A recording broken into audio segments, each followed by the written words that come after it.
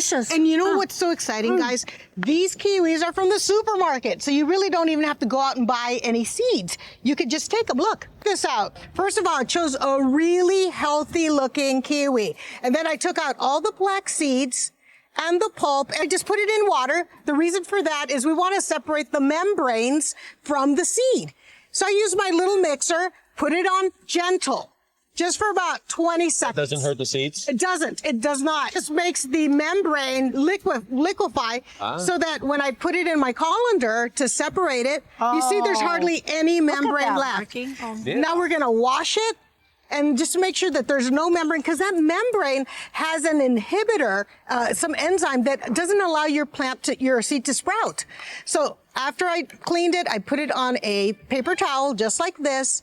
And the next step is to wet the paper towel, because we're going to put this away so that it can sprout. The seeds are really hard, so they need a little time with water to soften.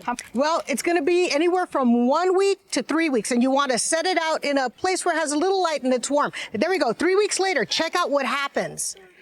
You're wearing the same clothes for 3 weeks. I know. Well, I smell like kiwi. Look at that. So they've sprouted. You see the little tails? Oh, how cute is that? So you go ahead and plant that in a little peat pot. Okay, you plant as many as that have sprouted as possible. Then you're going to make the mini greenhouse that I taught you guys how to do with your, plastic. Yeah, and then we're going to have that for about 3 weeks, and ta-da! Oh my Look goodness. at that. The first leaves have emerged, and that's where we are right now, guys. Okay, how do we know these are ripe? By the way, I never knew. Well, squeeze them, and if they give a little, these they nice. are right and on. smell them. Ooh, yeah. They should smell fragrant, and they shouldn't look shriveled. No. You're going to grow perfect kiwis here. So this is stage one. This is the 3 week period. What happens is once I get this many, I start to separate them. So I took 2 of these and I planted it in here. And look, they've already started growing all these leaves. This is about another 2 weeks later. So we're 5 weeks in. Then as these start to get about this tall, it's time for them to have their own house. So I put 1 each in a little 4-inch container.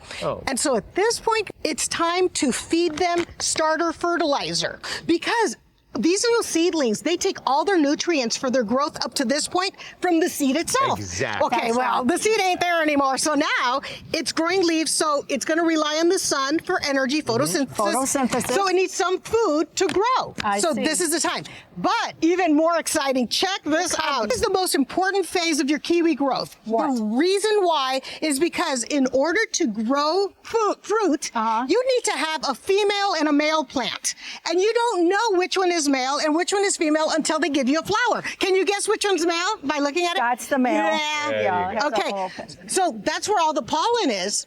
And it's got to fertilize right here, the little ovary. You have to get your where little, the stigma is. your little birds. What do you call them? Those little hummingbirds. to come here. Well, And it turns into this. can you believe this? This is a year old. Guys, this is going to be 30 feet. Once it flowers, the fruit comes from this area. And so, but it's going to take you about 2 or 3 seasons before it gives you fruit. And the thing you need to know, it's going to give you 200 pounds per plant. Wow. Yeah. That's a lot. You've got to give it some room. Can we just buy this plant for... It's so fun. Come on, you like to make bread and pasta. Okay, I like to make flowers. I do too. Love it. On how to grow your own kiwi. You can drop in on Shirley at foodiegardener.com. Next up,